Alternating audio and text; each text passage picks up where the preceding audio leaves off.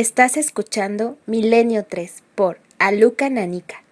10 y 8 minutos, 25,6 grados de temperatura en el exterior de la Gran Vía. Aquí estamos de nuevo, aquí estamos en uno de esos especiales habituales de verano. En esta ocasión para poner quizá el marchamo, el sello, el colofón, llamadlo como queráis, a un tiempo caluroso, ahora revuelto, y muy lleno de misterios. Podríamos decir que casi repleto de ellos. Vamos a hacer un repaso, vamos a viajar, con algunas noticias de última hora, por cierto, por algunos de los temas que han requerido nuestra atención. Y repasándolos, tan solo estos últimos 2 meses, después de aquel evento de la Alerta 2004, en el que, como siempre, solo tenemos que agradecer la asistencia increíble de esas 8.500 personas en el evento dentro de un aforo controlado, pues más multitudinario para seguir un programa de radio en este país. Podemos decir varias cosas. Una, como siempre, el agradecimiento, y dos, que han pasado una gran cantidad de fenómenos que no son precisamente serpientes de verano.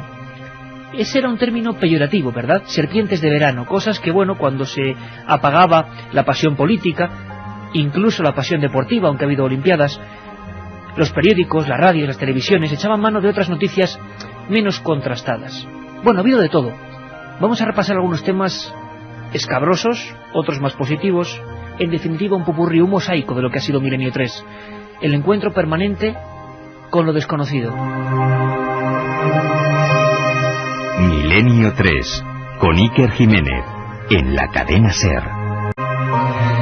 Ya está todo el equipo de vuelta, nosotros prácticamente todavía en el andén, en la bajada de escalerillas del aeropuerto rumbo hemos puesto a Canarias. Ha sido maravillosa la acogida también, por supuesto, gracias a todos los compañeros. Y casi con la cabeza en un lado y en otro, nos encontramos con teletipos de última hora inquietantes, curiosos, dignos de ser repasados y de ida y vuelta. El último dice: el proyecto SETI, ahora comentaremos a todos los amigos lo que es el proyecto SETI, desmiente que haya encontrado señales extraterrestres. Imagino que muchas personas ahora mismo dicen, bueno, si se desmiente es porque se ha dicho que sí, que había una especie de ¿qué? ¿De señal? ¿Esto no suena a la película Contacto? ¿Hay mito? ¿Hay ficción? ¿Es real? Noticias como estas. Estamos todo el equipo: Katia Rocha, Carlos Barroso, Carmen Porter, buenas madrugadas. Buenas noches. Buenas madrugadas, buenas noches. Esto ya, sí, esto se llama jet lag, Buenas noches, Iker. Oye, ¿la noticia cuál ha sido exactamente? Pues la noticia ha sido que los astrónomos del proyecto SETI han desmentido las informaciones en las que se aseguraba que se había interceptado una señal posiblemente de origen extraterrestre. O sea, el eterno sueño que siempre hemos visto en películas, que toda esa red inmensa de ordenadores que trabajan constantemente han recibido una llamada de los confines del espacio, ¿no? Sí, pero lo más curioso, Iker, es que al parecer, desde la propia página que ellos tienen en internet, desde SETI Home, se difundió que desde el radiotelescopio de Arecibo, en Puerto Rico, se había captado una interesante señal que había sido lo más interesante, según declararon ellos, que hasta el momento se había identificado en el proyecto. Por su parte, Dan Beitemer, que es jefe del proyecto SETI, ha declarado que estas especulaciones no son más que promoción y ruido, y que no tienen nada que sea inusual. También añadió que la señal recibida, es verdad que se ha recibido una señal, es de unos 1420 megahercios y ha sido observada en 3 ocasiones de aproximadamente 1 minuto cada una. Don Antonio Bravo a los mandos de la nave del misterio, que esta vez y más que nunca va hacia las estrellas. ¿Nos han llegado señales? ¿Nos han contado la verdad? ¿O simplemente es una gran leyenda urbana y el proyecto SETI, como muchos dicen, es una pérdida de tiempo? No creemos que sea para tanto, desde luego. Nosotros hablamos en su día con Sixto González. Sixto González es un científico de los de verdad y es director del más importante centro astronómico del mundo, el Gran Radiotelescopio de Arecibo, el causante de esta noticia. Y a Sixto, su director, para Milenio 3, le preguntábamos ¿qué opina él de esos supuestos seres que quizá, quién sabe, estén más allá de lo conocido en el espacio? ¿Se puede pensar en ese milagro de una señal? ¿O seremos siempre tachados como meros locos? Nos responde él, el director de Arecibo. Si tal vez hace 500 años hubieran preguntado del Nuevo Mundo, muchos científicos hubieran dicho de que no había evidencia, que eso era una ridiculez. Y asimismo con la electricidad, con todos los descubrimientos que nos han permitido que la civilización se transforme en lo que tenemos.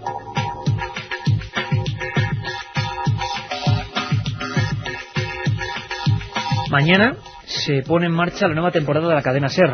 y la verdad es que yo creo que estamos con más ganas que nunca, y queriendo que mostréis pues ese apoyo que siempre habéis hecho para él, y que hace que Milenio 3 sea eso, una vía constante de comunicación, de interconexión, y sobre todo de encontrarnos, sugerirnos, proporcionarnos historias. Vuestra manera de ver las cosas es fundamental, y sabéis que para eso, aunque quizá mucha gente no nos siga a esta hora, nuestra hora habitual ya sabéis que es de 1:30 a 3 los viernes y de 3 a 4 los domingos, hay una especie de lugar mágico, de nexo constante, que es el SMS. Ahí nos llegan cantidad de sugerencias, como digo, cantidad de casos, de inicios de nuevas investigaciones, y ahora también opiniones, Carmen, en un día como hoy. Claro que sí, ya están las líneas abiertas, como siempre, 7640, palabra clave, Milenio, espacio, y lo que vosotros queráis. ¿Qué opináis de estas señales del SETI? También podéis opinar de otras noticias que vamos a tener sobre ovnis, nuevos ovnis en México. Arqueología. Milagros. Un montón de cosas. Un poco variado. 7640, palabra clave, Milenio, y como ya es casi fin de verano, empezamos nueva temporada, pues vamos a hacer un regalo especial y vamos a sortear un disco con los programas de Milenio 3. ¿3 discos? Son 3, que son casi, ¿cuántos programas? Pues casi 150 y pico. Pues quedan 100, porque llevamos 150, quedan 100, pero ahí están, es un buen regalo. Nos interesa una cosa, estamos ya cerrando el cupo, bajando casi el telón de lo que ha sido esta temporada 2003-2004, y queremos, todavía hay tiempo, vuestras ideas para la próxima temporada. Os aseguro que muchas han sido sensacionales, hemos tomado buena nota y estamos trabajando en ello para ya el próximo viernes comenzar esta nueva aventura que es Milenio 3. Queremos vuestras ideas para Milenio, para vuestro programa. El programa de un montón de gente, desde los corresponsales, colaboradores y los compañeros como Javier Sierra. Don Javier Sierra, buenas noches, ahora sí, amigo, son las 10:15. Buenas noches a las 10:15 de la noche. Oye, vamos a ver, tú has seguido muy atentamente, y yo a micrófono cerrado te preguntaba antes de entrar en el estudio 1, que no es la primera vez que en la prensa surgen este tipo de rumores. El proyecto SETI lleva unos cuantos años, y la impresión que nos da a los que no conocemos bien la materia, como es mi caso, como que se ha perdido no mucho tiempo, pero sí que no ha habido grandes resultados objetivos. ¿Me equivoco o no?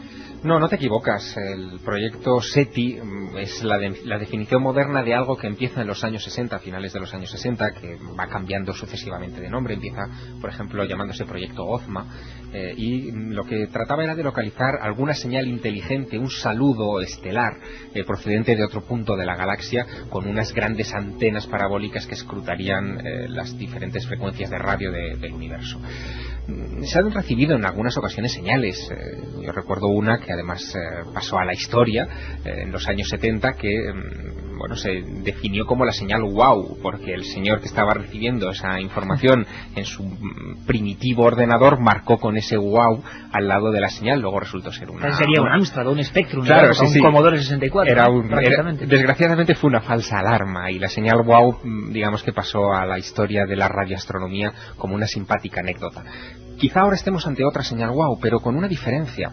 Tres señales, ¿no, Javier? O 3 señales.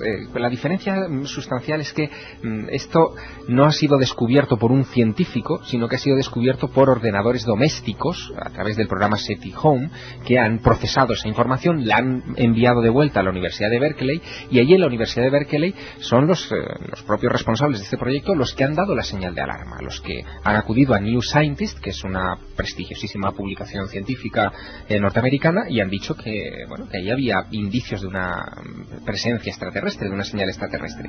Horas después salía ese desmentido, ya no de la gente de SETI Home, sino de la gente de SETI. Es decir, que hay una pequeña diferencia. Una cosa es ese SETI Home que es doméstico, en el que se comparte información a través de ordenadores de todo el mundo y que se coordina desde allí, y otra, digamos, que es la rama científica, puramente científica, donde solamente trabajan técnicos de este proyecto, que son los que han dado el desmentido. Pero el tema es raro. El tema es raro porque estamos hablando de una señal que procede de algún punto a 1000 años luz de la Tierra. 1000 años luz. Que se ha repetido durante 3 minutos, que es casi una de las prioridades que ponían los científicos siempre a esta clase de señales, que tenía que ser algo reiterativo para considerar que es inteligente. Y ahora lo que sospechan es que podría ser una señal enviada por algún satélite. Pero claro, confundir algo de 1000 años luz de distancia con algo de un satélite que es apenas unos cuantos cientos de kilómetros por encima de nuestras cabezas, pues no deja de resultar muy chocante. Y ya mensajes que nos están llegando al 7640. Un amigo nos dice: no lo dirán, creo que es el desmentido por tranquilizar. por ver que no hay señales extraterrestres. Siempre hay mucha conspiranoia en ese tema. Me vas a permitir, Javier, me vas a permitir, Carmen, antes de seguir con esas preguntas, como ejemplo, y además que nos es válido como repaso de lo que ha sido este verano, siempre ha habido una especie de oscuro manto, yo no sé si ficticio o no, en todo lo que tiene que ver con el hombre y el espacio. Siempre ha dado la sensación como que no nos cuentan toda la verdad. Como digo aquí, cada uno tiene su opinión. Vamos a recuperar un documento que tiene mucho que ver con esto. Era hace unas semanas el periodista español, director en los informativos, presentador de los informativos durante 12 años, Santiago Vázquez. Era el año 69, el hombre llegaba a la luna, y había mucho mito con los periodistas fueron obligados a abandonar la sala, fueron, digamos, recluidos en un recinto porque durante 5 o 7 minutos pasó algo. Bueno, esta sería la primera gran leyenda. Yo pensaba eso, que era una leyenda, hasta que él mismo, en estos micrófonos, nos hizo saber lo que pasó de verdad. Algo cuando menos sorprendente. Le escuchamos, Santiago Vázquez. Era una vorágine tremenda porque era de un impacto enorme el hecho de que en pocos minutos podríamos saber o conocer que el hombre había pisado la luna. Entonces hubo un momento en el que nos rogaron los directivos de Fresnedillas que saliésemos de los monitores y que saliésemos de la transmisión. Entonces fueron momentos de incertidumbre porque no sabías qué había pasado ahí, ¿no? Si es que había habido algún fallo en la nave o alguna cosa. Entonces, bueno, pues salimos. ¿Qué ocurrió en ese espacio de tiempo cuando nos dijeron que saliésemos? Pues no lo sé. Unos dicen que si alguien habló de que habían visto otras naves, que si había otros seres. No lo sé porque nosotros estábamos en un cuarto contiguo a donde teníamos los grandes monitores. Pero objetivamente, Santiago, os hacen salir, o sea, eso no es una leyenda urbana, os hacen salir a todos los periodistas en esos 5 minutos. Nos rogaron, sí. Nos rogaron que saliésemos, fuimos a un cuarto allí cerquita, donde no había ni televisor, ni había nada, 5 o 7 minutos volvimos a entrar.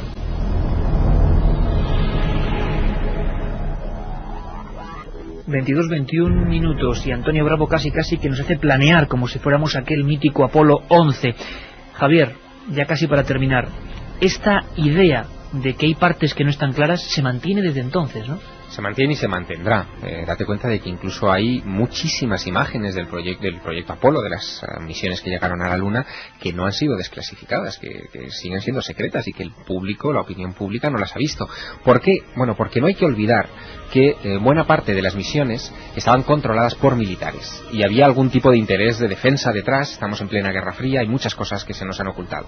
Y luego está esa otra posibilidad, efectivamente, de que todos hubieran visto algo. Este verano también salía una noticia muy impresionante de un cosmonauta ruso que había estado en la Salyut en los años 70, que decía que él había visto ovnis, que lo contaba y que se avergonzaba de que sus compañeros, que habían estado también en la estación espacial y que habían salido y habían visto cosas extrañas en órbita de la Tierra, no tuvieran el valor como él de reconocerlo. El comandante Kovaleno, presidente de la Asociación de Cosmonautas Rusos, y Rodrigo Fernández, el compañero que desgraciadamente ahora está, informando de la gran tragedia de Osetia. Nos informaba también hace unas semanas de las declaraciones sorprendentes desde allí.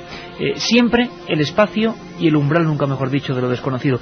Javier, muchas gracias. Seguiremos puntualmente, director de la revista Más Allá, director del programa El Otro Lado de la Realidad, que por cierto, empezáis de nuevo, ¿no? Ambos. Sí, empezamos de nuevo, Javier. Empezamos el día 17, o sea que volvemos ahora los viernes y bueno, con muchas ganas, claro, y mucha ilusión y muchos temas que contar. Informaremos puntualmente porque todo lo que sea rigor tiene cabida aquí, en esta gran familia. Milenio 3, un abrazo, Javi. Un abrazo. La otra realidad. Milenio 3. En la SER. Estamos así, con estas músicas, estamos ya prácticamente en otra dimensión, nunca mejor dicho. La gente sigue opinando y lo de la Luna, otro día tocaremos lo de la Luna porque es otra historia, pero la gente sigue con esa especie de conspiranoia, ¿no? Ese revuelto en el que no se sabe qué parte hay de absoluto delirio, que lo hay evidentemente, o sea, no todo es secretismo, no todo es que los astronautas de repente vieron extraterrestres, no es posible, es decir, hay cosas en las que hay que echar mano a la lógica, evidentemente, y este programa también está para eso. Pero la gente tiene muchas dudas, ¿no? Y de sobre todo dándonos ideas para la nueva temporada. ¿Ah, sí? Iker, que es lo más importante. A ver. Me gustaría que hablarais más de lugares mágicos y sagrados. Lo más terrestre es más interesante, nos dice José Juan. Hola Iker, soy Pepe y me gustaría que hablaseis sobre mitos asturianos, como el Trasgu o las Llanas. Otro sería sobre misas negras y Satán. Hombre, hemos hablado alguna vez del diablo, ¿no? Con exorcistas españoles que todavía siguen ejerciendo temas, algunos escabrosos, otros históricos. Es que ha habido de todo en Milenio 3. Venga, nos animamos, repasamos un momento el verano, Carmen, algunas de las cosas, algunos de los momentos importantes. Recordad, antes de eso, antes de este nuevo viaje, 7640 palabra milenio, los 3 CDs con 150 programas, 150 historias irrepetibles en la cadena SER. La otra realidad. Fenómenos extraños. Milenio 3. En la SER. Siempre hay historias, como humanos que somos, que nos desvelan, que se cruzan con nosotros, que hacen que modifiquemos un programa a mitad de semana, por ejemplo. Y lo repito, y lo haré las veces que haga falta y cuanto sea necesario, porque creo que es muy importante. Creo que desgraciadamente el mundo del misterio tiene mala fama, mala prensa. A veces con cierta razón, por ciertos excesos. Pero este programa, y ese es mi lema, no es solo de lo paranormal, es muchísimo más. A mí me impresionó una imagen, así empezaba nuestro verano. La imagen de un hombre, uno de los últimos ejecutados en España.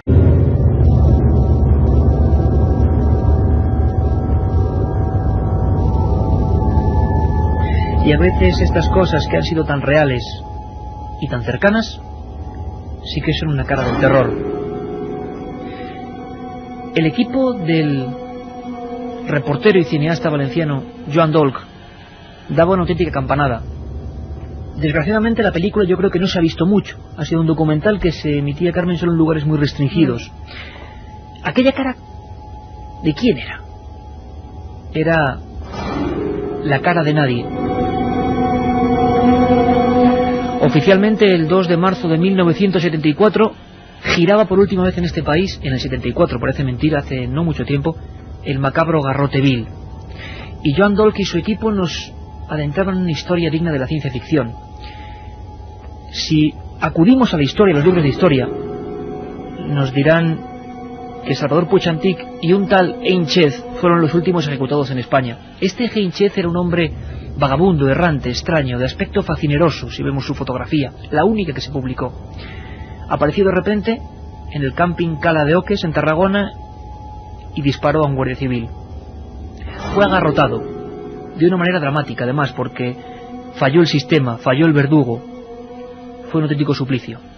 Lo increíble es que 25 años después, este supuesto vagabundo, sin familia, sin pasado, resultó ser otra persona. No era polaco, como se hizo público, sino alemán, alemán del este, huía del otro lado del muro de Berlín, tenía familia, tenía hijos, hijos que ahora fueron por vez primera a ver los restos de su padre, o lo que queda de ellos, bajo una mísera cruz en la fosa común del cementerio de Tarragona. Nunca supieron qué fue de su padre, nunca supieron cómo fue su fin de trayecto, porque la única foto que se publicó en su día, quién sabe por qué oscuras razones, fue variada. Se le pintó un bigote, unas greñas, se deformó por completo lo que era la imagen de este individuo. Parecía evidentemente un vagabundo. El aspecto real, con pelo recortado, sin barba, era bien distinto. En ese programa que dedicamos a los ejecutados en España, recordábamos voces que todavía dan escalofrío. Este es Juan Cruz Badel, el sacerdote que asistió al último ejecutado español. Ya le vinieron a decir pues que confirmaban la sentencia y que sería ejecutado, pues naturalmente un estremecimiento corrió en todo su cuerpo y no hizo resistencia cuando le pusieron las esposas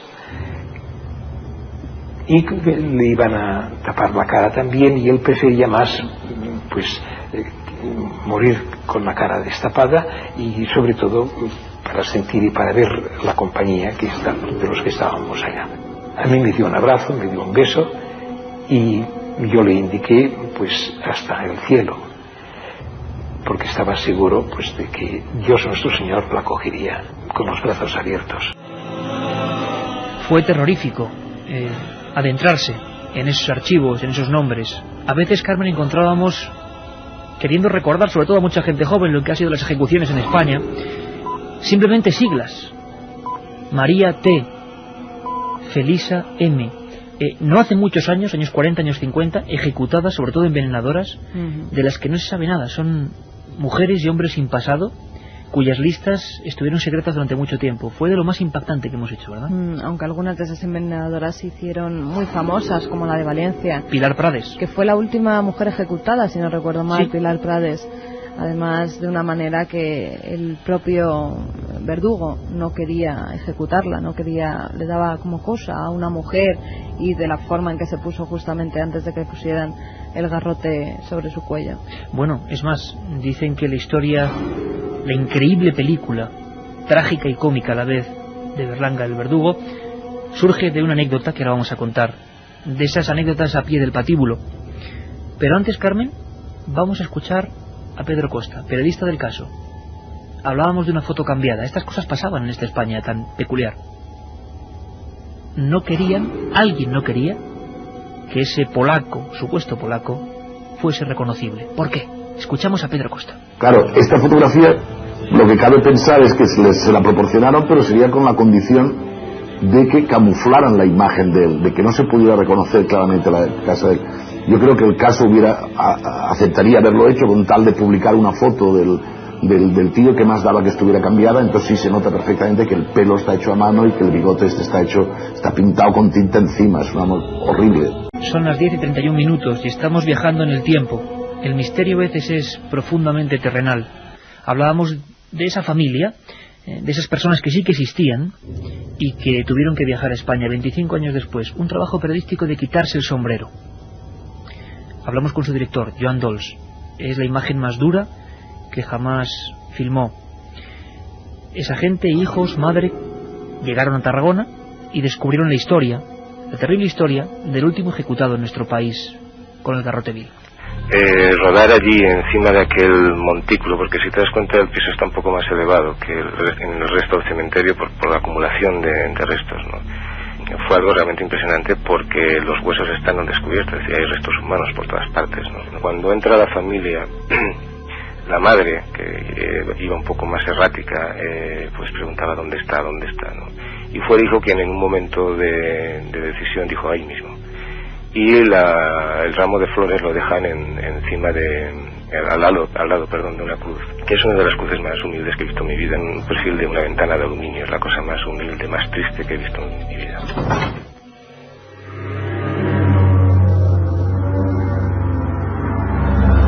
Fue un programa duro porque a veces los asuntos, cuanto más, vamos a decirlo así, veraces, rotundos, están ahí. No es yo he visto, usted opina, yo creo.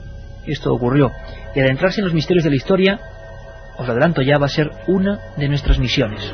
En este año intenso, en este año en que va a haber muchas dramatizaciones, en que va a haber magia en la radio, en que va a haber recreaciones, nuestro pasado, que es la mayor novela, el mayor enigma, será protagonista. Hablaba Carmen de la última mujer ejecutada, Pilar Prades, año 59, parece mentira. Otra novedad fue, para mucha gente, incluso compañeros de la cadena SER nos lo contaban, se quedaron con la imagen grabada de una mujer, Terele Pávez, representando ese papel, la serie La huella del crimen, de Pedro Costa, una serie mítica. Pedro Costa estará con nosotros en una sección, adentrándonos algunas semanas en los grandes misterios del crimen. ¿Quién no se acuerda de esta escena? Lo increíble, lo terrible, lo dramático es que fue totalmente real. La interpretaba Terele Pávez, que además quedó bastante tocada en el buen sentido, muy impresionada, se metió mucho en la historia de esta mujer. Todo el mundo pensaba que iba a ser indultada. Año 59, prisión de Valencia. Esta era la escena. ¡Ay, señorita! ¡Que me van a matar, señorita! Todavía puede llegar el indulto, Pilar. No va a llegar, señorita, no va a llegar, señorita.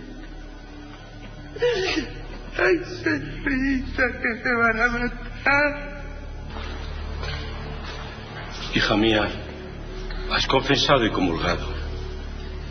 Ya estás en condiciones de ser recibida por Dios nuestro Señor, si Él te llama a su lado. Ahora quisiera pedirte que tus ahorros y todo lo que tengas lo dejes a nuestra orden para misas por tu alma. Yo no necesito misas, padre. Yo necesito vivir.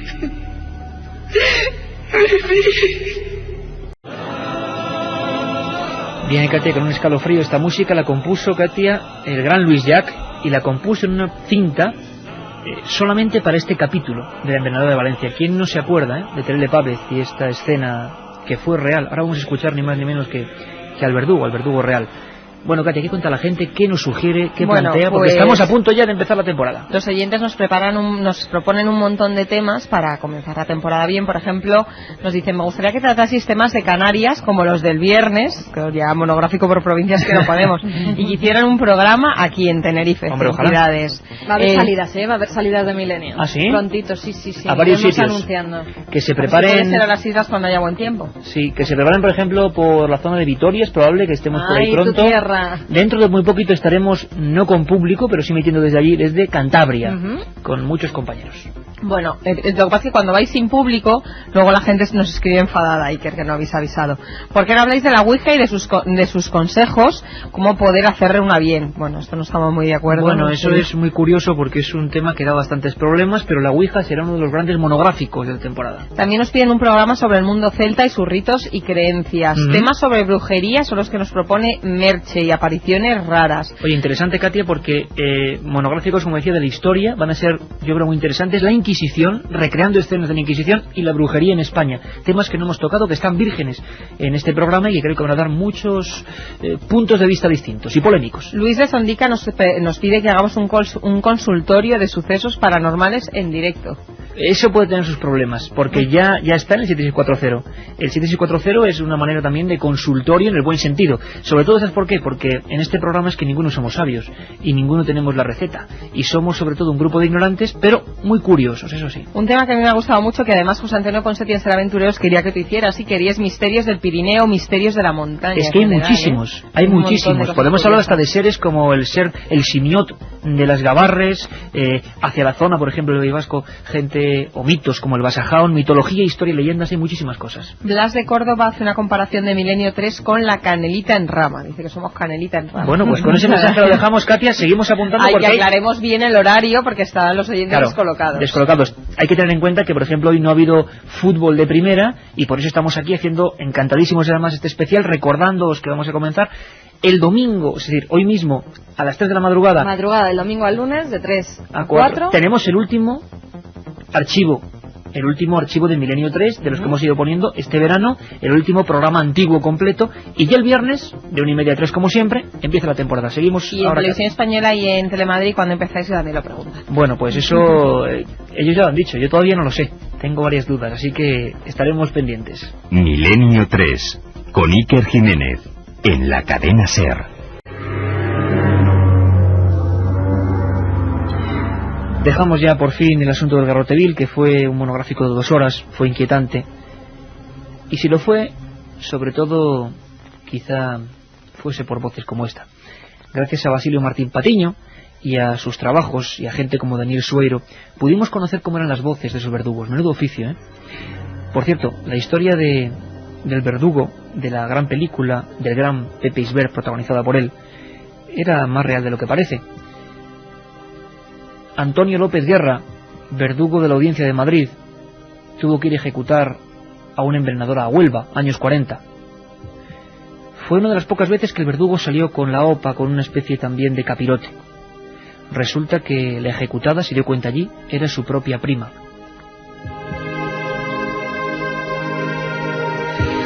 Historias de ese artefacto promulgado, generado por ese curioso monarca Fernando VII, que supuestamente hacía los dolores más livianos. Escuchamos este documento, creo que tremendo. Así hablaban los verdugos españoles, y así se referían a aquella muerte, a aquella escena que recreaba Terele Pávez, aquella última mujer ejecutada en España, mayo de 1959. Pero ya llegó la hora de la verdad. Sacaron a la muchacha de capilla, a la muchacha bajetita, de gordita, y al llegar la hora, el aparato estaba allí colocado, llegó ella y a ver aquello. Entonces estaba allí el tribunal. Y a los 10 minutos de salir, pues nada, que no decía nadie nada de la clemencia. La pobrecita, la muchacha, por la clemencia, llorando, dando gritos. Total, que allí todo Dios lloraba. Estaba llorando allí hasta la lata. Ya me contestó ella, la muchacha, y dice, coño, yo estás deseando usted matarme. Digo, yo no, hija mía, yo no te voy a... Yo lo único que estoy deseando a ver si es que tú, que esta gente dicen que te dejen ya y te marchas para casa. Entonces me contestó ella, ¿tú tienes hija? Dijo, tengo una. Y yo, pues, ten piedad de mí también. ¿Tú tienes hijas?, le preguntó Pilar Prades. El verdugo dijo que tenía una y le respondió que ten piedad de mí. No la tuvo, evidentemente, la última mujer ejecutada en España. Bueno, hombres, mujeres, protagonistas de una historia triste, de un dossier truculento. No menos truculencia y asuntos macabros han tenido lugar en recintos muy concretos y muy cercanos a nuestra propia emisora. Carmen, el Palacio de Linares fue otro de los protagonistas de este verano de Milenio 3. Las casas encantadas y los lugares donde presuntamente estaban sucediendo fenómenos paranormales, la verdad es que han estado muy presentes durante todo este verano. Y recordábamos el del Palacio de Linares con gente que cuando estaban pasando los hechos estaba allí, estaba investigando y surgieron cosas extrañas. ¿Sabes una de las cosas que más sorprendió a la gente joven? Porque en el año 90, claro, la gente que ahora escucha pues sería muchísimo más joven y no recordaba el impacto. Siempre el fenómeno social es lo que nos interesa, lo que nos apasiona. Lo que apasiona al hombre pues genera cierta fascinación en nosotros como periodistas. Nos quedábamos helados comprobando cómo un Hoy por Hoy con Iñaki Gabilondo y Carmelo Encinas empezaba con un asunto diferente a todos. Lo recordamos, vamos allá. A todo esto hemos de añadir, Carmelo Encinas, que los propios vigilantes del palacio han hecho constar que no las tienen todas consigo, ¿verdad? Parece que han demostrado su miedo, incluso han exigido entrar allí con perros que les han tenido que permitir hacerlo, porque no es muy normal que se entre con un perro en un palacio que tiene esas riquezas de las que nos hablaba la doctora, pero lo cierto es que les han tenido que dejar porque si no, no entraban, les daba miedo. Decíamos, es el Palacio de los Linares, junto a Cibeles, en el corazón mismo de la ciudad. La historia de los Linares, una historia casi de novela romántica del siglo XIX, se convierte en la base de sustentación de toda la historia, que ahora podría hacernos también llegar bastante lejos. ¿De quién es la voz que dice no tengo mamá? ¿De quién es la voz que dice nunca? Ya hablábamos de casas encantadas y fíjate lo que nos propone Tony de Terrassa. Me gustaría que igual que en la alerta OVNI hicieseis una alerta fantasma en diferentes casas encantadas. Es una buena idea. También nos han propuesto una alerta de leyendas urbanas. ¿O no son leyendas urbanas esas historias de las autoestopistas fantasmas? Yo pensaba que sí. Ya sabéis que yo soy de naturaleza escéptico. Bueno, pero claro, abrimos el 7640 y nos llegaron 1200 mensajes con nombres y apellidos, con gente con la que pudimos hablar, con gente que decía, sí, leyenda, pero es que yo lo vi, con gente tan normal como vosotros, como nosotros. Y uno dice, ¿leyenda? ¿O algo más?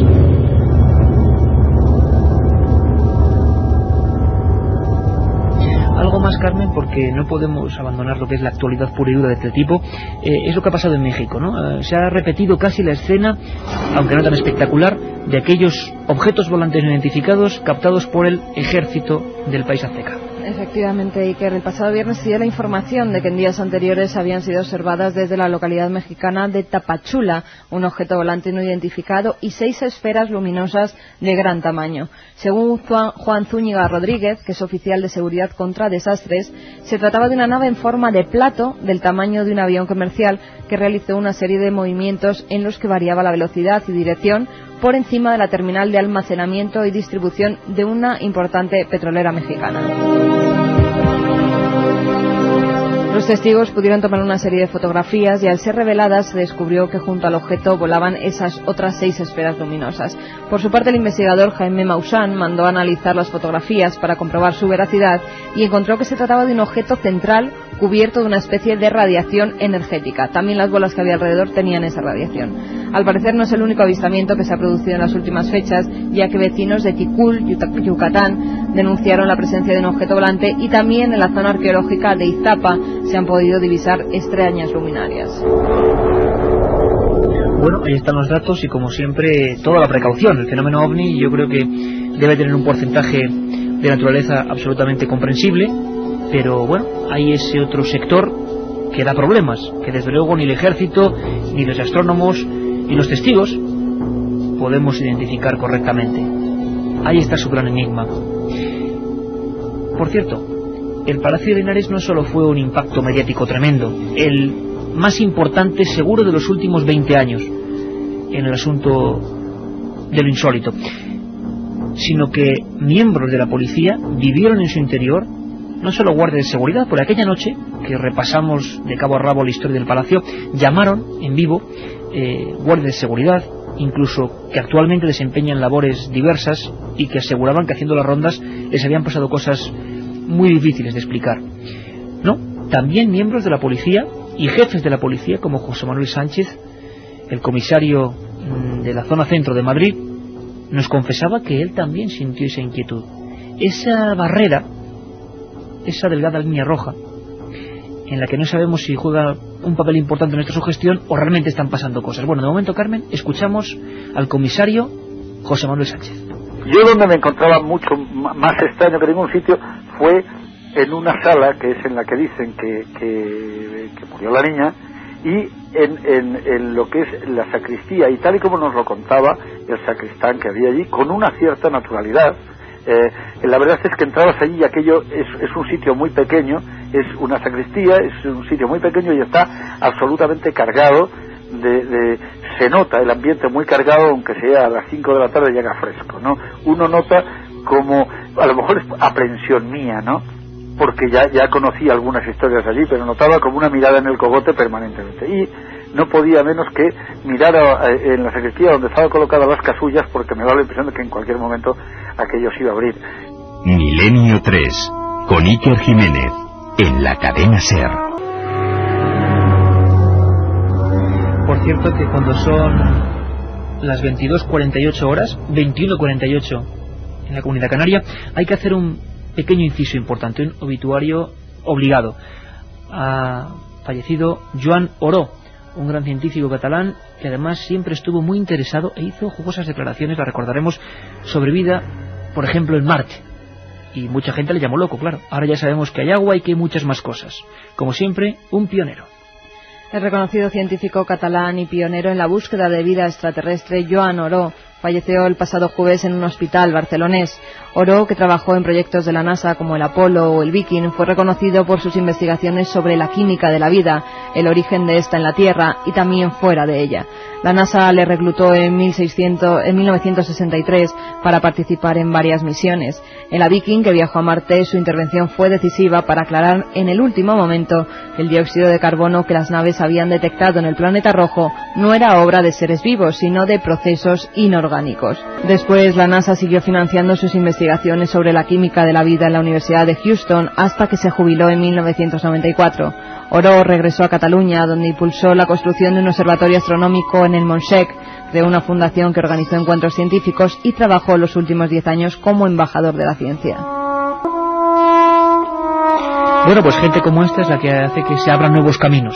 Hay dos vías, la de la investigación constante, la de observar las pruebas, la de estar abierto todo como los grandes científicos, y la otra que es la de la cerrazón constante, y de eso se suele reír la historia, ¿no? Ellos creen que se ríen, pero luego la historia suele darles un buen bofetón. Nuestro recuerdo y nuestros mejores pensamientos, esté donde esté ahora mismo, para Joan Oró. Milenio 3, con Iker Jiménez, en la cadena SER.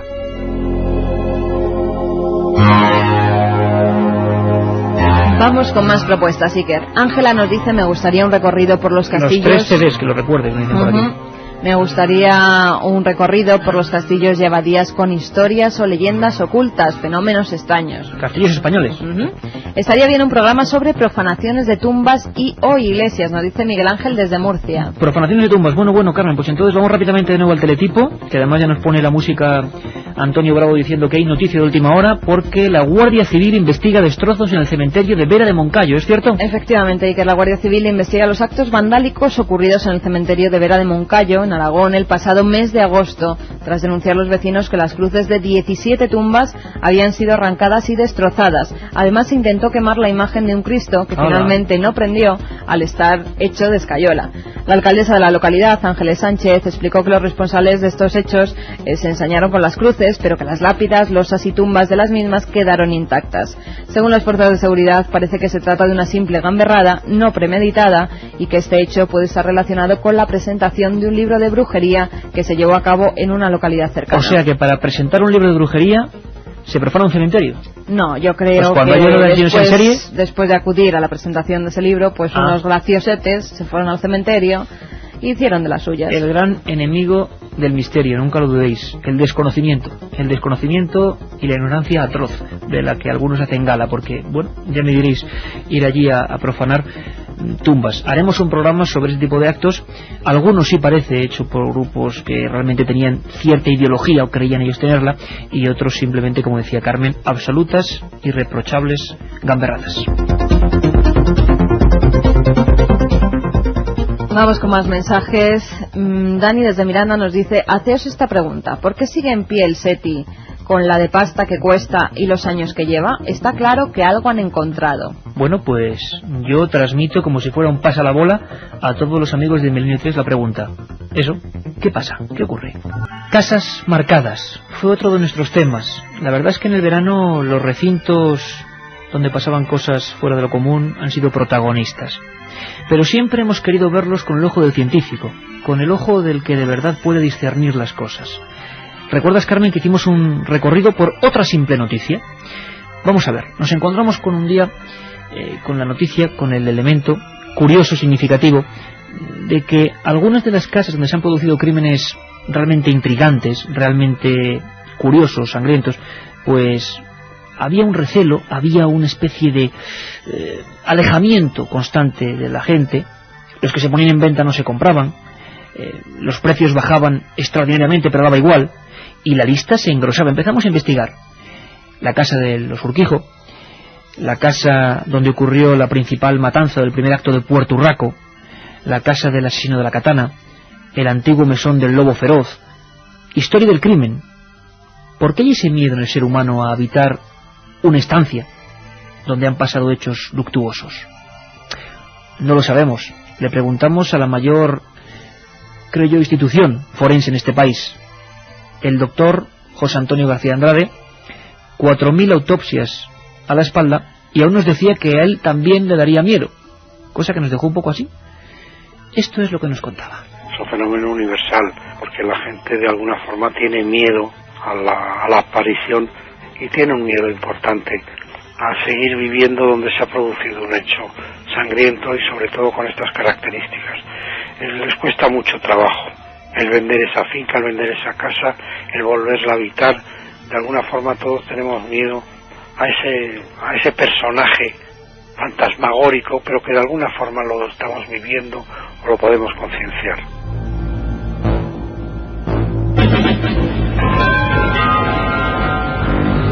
Y el verano no terminaba porque todavía nos queda un trocito, pero sí a nivel radiofónico se despedía con historias personales. Siempre vuestra colaboración. Otro gran profesional, muchísimos años, considerado uno de los grandes realizadores de televisión española, Miguel Porcel, que hace tan solo unos días nos ponía a todos la carne de gallina. Él es el ejemplo de a mí me ocurrió y yo no creo en estas cosas. Iban a cubrir un crimen, en el programa mítico también Código Rojo, y 3 reporteros en 3 habitaciones distintas, una encima de la otra, 201, 301, 401, si no recuerdo mal, sufrían en una noche sucesos realmente dignos del pánico. Miguel Porcel nos lo recordaba en antena, diciendo: mire, Iker, lo que nos pasa a muchos, yo no creo en estas cosas, pero eso es lo que ocurrió. ¿Queréis escucharlo? Ahí va. Me quedo medio dormilado y de pronto me despierto con ruidos de papeles de periódico arrugándolos. O sea, ruido de un papel de periódico que se arruga, pisadas, gente que se mueve. Doy la luz, digo: ¿quién hay ahí? ¿Qué pasa? ¿Qué hay? No noto nada. Al cabo del rato, más ruidos y gente como murmurando. Doy la luz, ya estaba despierto, pongo el oído con la habitación de al lado.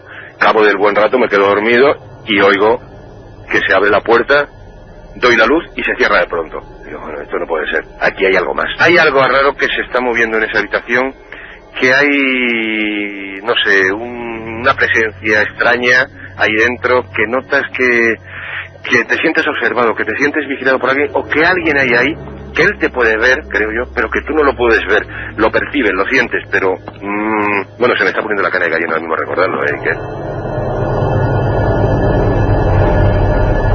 Ese era solo el inicio de los relatos de estas personas que pasaron una noche infernal, como tantos otros, y ahí está la prueba. Podemos creerlo, no creerlo, yo creo que les ocurrió, pero ¿cuál era la naturaleza? ¿Qué estaba produciéndose delante de ellos? Un cúmulo de casualidades. Iban en busca de un crimen, pero estaban más que avezados. Sin embargo, nunca olvidarán aquella noche. Los tres, cada uno por separado, vivieron los mismos fenómenos, muy cerca de ellos. Uno de los reporteros vio cómo la cama de al lado prácticamente se deshacía y la almohada aparecía en mitad de la habitación. Salió como hubiéramos salido cualquiera de nosotros, casi gritando de miedo. No han gritado de miedo, sin embargo, en Beirut, Carmen, porque muy brevemente la palabra milagro vuelve a salir en los teletipos, supuesto milagro.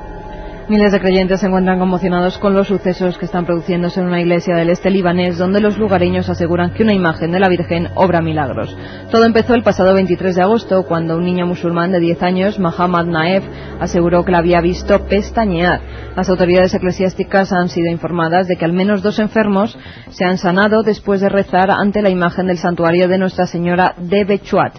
La primera de las presuntas curaciones se produjo en Serge Naem, un chico de 24 años que asegura haber recuperado la movilidad de las piernas que tenía paralizadas tras sufrir hace 4 una caída desde un 5º piso. El segundo caso es el de Tony Sukar, de 37 años, que dijo haber sanado de una enfermedad crónica que le había paralizado la parte superior del cuerpo. Según explicó, vi como un camino blanco y avancé con dificultad, recé y la Virgen me operó con sus propias manos.